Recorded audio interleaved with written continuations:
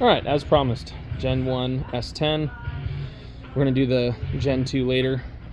Don't mind the giant holes in the floor. We just made that for ease. Imagine that where you could make a much smaller hole, still have access. Connected to the chassis down there and down there. Lands nice and easy, pre-notched, pre-bent. Dash bar behind there in case you end up chopping up any of the tunnel. Remember, anything over 1 square foot, according to NHRA, has to have a dash bar. Gussets in the roof. I have all 4 like this guy in the corner. This makes it for an easy expansion to 25 something or other, where you have to have those gussets. So you got the bar kicked back right there. It fits really tight.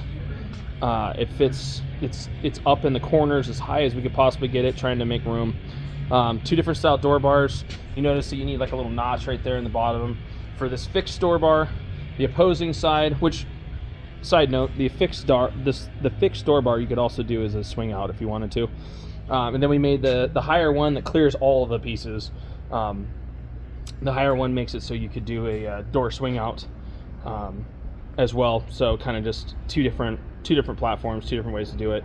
But this would be the one that I would suggest is fixed. That way you can still get it in and out. Tubes through the back of the window, best place for them. Have to be there for 850 cert. If you don't have them, it's not 850 legal.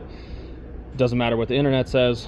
We could go through the bed on a 25.2 or a 25.1. Those are the only 2 certs that will allow you to have nothing behind the main hoop, because there's nothing called out in the spec. So that would be 3,200 pounds maximum for a 25.2 and then 2,800 pounds for 25.1.